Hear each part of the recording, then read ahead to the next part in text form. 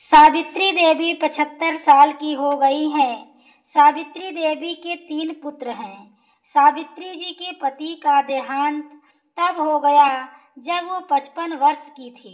सावित्री जी एक छोटे से पुराने घर में रहती हैं, जिसको उनके पति ने ही बनवाया था।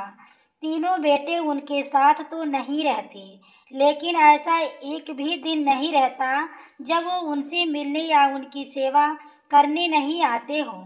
तीनों की पत्नियां भी दिन में आती, यानी यूं समझ लीजिए कि उनका घर कभी खाली नहीं रहता। कोई ना कोई वहाँ उनकी सेवा चाकरी में लगा ही रहता। तीनों बेटों ने अलग अलग अपना घर बना रखा है। सभी की अपनी पर्सनल लाइफ भी है और परेशानियां भी हैं। आदमी चाहे कितना भी बड़ा बन जाए, उनकी परेशानी कम नहीं होती। अमीर से अमीर इंसान को भी यह परेशानी होती है कि वो अमीर कैसे बना रहे। तीनों बेटों ने कई बार जिद भी की, माँ उनके साथ जाकर वहाँ रहे, लेकिन उन्होंने कहा कि वो यही रहेंगी, उसी घर में, उन्हें और कहीं चैन नहीं मिलता। आप ऐसा बिल्कुल मत सोचिए कि यह तीनों बेटे बड़े सुपुत्र हैं, इसलिए यह अपनी माँ की सेवा में लगे रहते हैं। तीनों बेटों को उनसे ज़्यादा प्यार या लगाव की असली वजह कुछ और है। वजह उनकी माँ का एक बड़ा संदूक, एक बड़ा लकड़ी का संदूक जिस पर ताला लगा है। यह संदूक इनके जीवन में बहुत बड़ा भूमिका रखता है। इस संदूक के अंदर क्या है और कितना है, ना तो इन तीनों बेटों, सभी बहुओं, किसी को मालूम नहीं है। और सभी लोग बड़बड़ाते हुए गुस्से में घर के बाहर निकले। सब एक दूसरे पर गुस्सा निकाल रहे थे, बहस हो रही थी। और इनकी पत्नियां तो बस जब से पिताजी की मृत्यु हुई, माताजी को इस संदूक की रक्षा करते हुए देखा है, इसलिए इन सभी ने अपने अपने अनुमान लगा रखे हैं।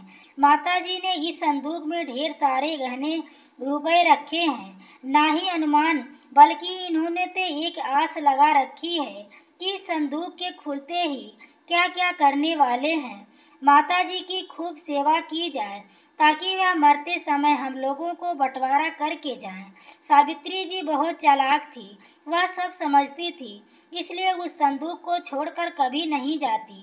कभी जाती भी तो अपने कमरे में बड़ा ताला लगाकर ही बाहर निकलती, जल्दी जल्दी अपना काम निपटाकर सिर्फ थोड़ी देर में ही वापस आ जाती।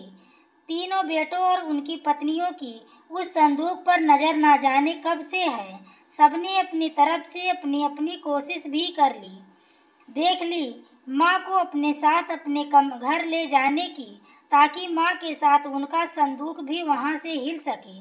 और फिर जाहिर सी बात है कि जिसके घर में माँ रहेंगी उसका संदूक होगा।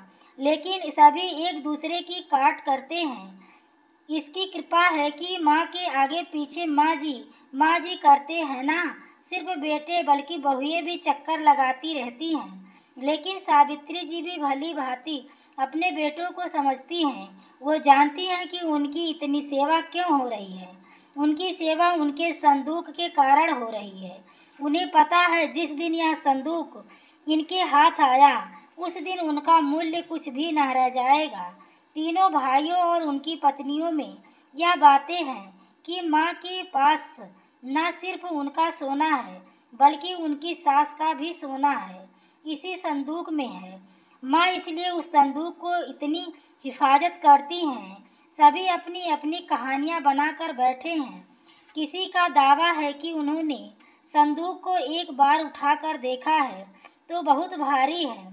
माँ के कमरे में इन बहुओं ने कई बार सफाई के बहाने संदूक के पास जाने की कोशिश की, लेकिन माँ जी ने उन्हें बार बार टोका और कहा कि इस संदूक से अभी दूर रहो। समय आने पर इस संदूक में क्या है, तुम्हें अपने आप पता चल जाएगा।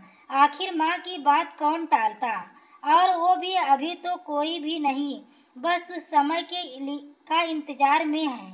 यह सब माँ का अच्छा बेटा और अच्छी बहू बनने की कोशिश कर रहे हैं।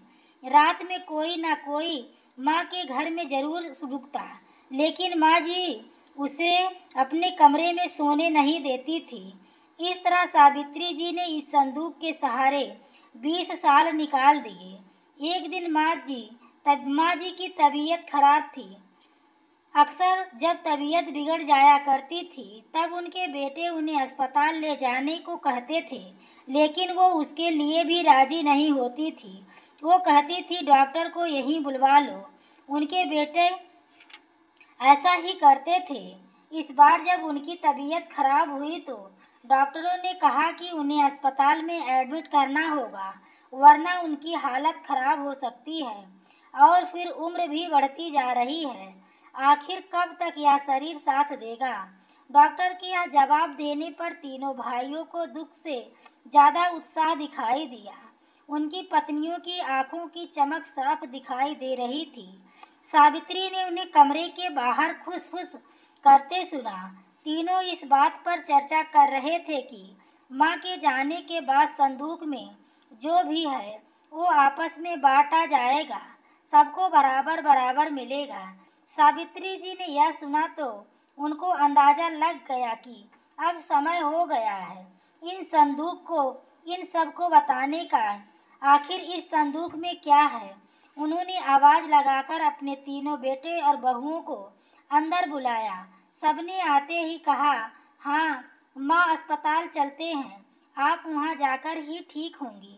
माँ ने कहा कि पहले वो जान लो जिसके लिए तुम सब इतने सालों से चक्कर लगा रहे हो, उसके बाद तुम्हारी मर्जी।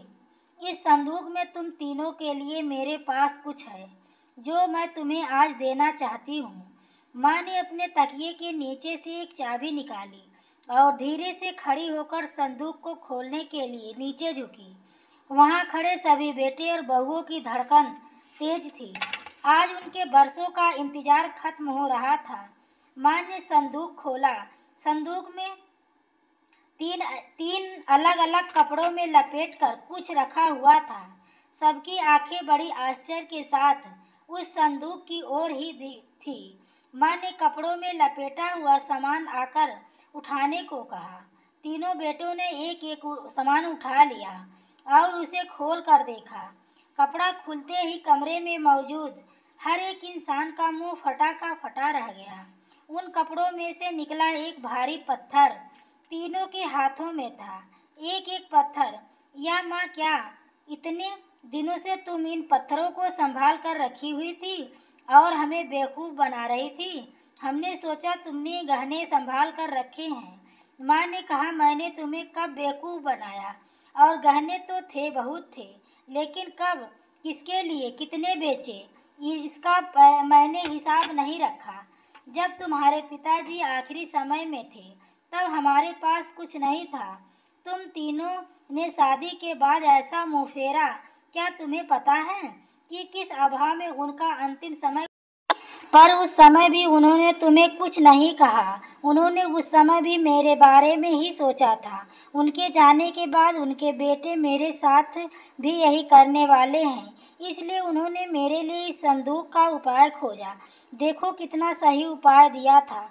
तुम लोगों को बेवकूफ़ बनाना या तुम लोगों से सेवा करवाना मेरा मकसद नहीं, उनका मकसद नहीं था और ना ही मेरा। वो तो चाहते थे उनके जाने के बाद मैं अकेली ना रहूं, मेरे साथ हो, मेरी आंखों के सामने। बस यही इच्छा थी।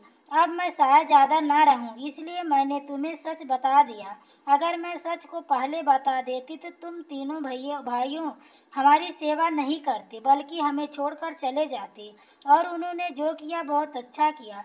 कम से कम तुम तीनों ने लालच बस मेरी सेवा की। इस पर तीनों बेटे और बहू का सिर नीचे झुक गया और मन ही मन गुस्सा करने लगे। माँ, तुमने मेरे साथ धोखा किया।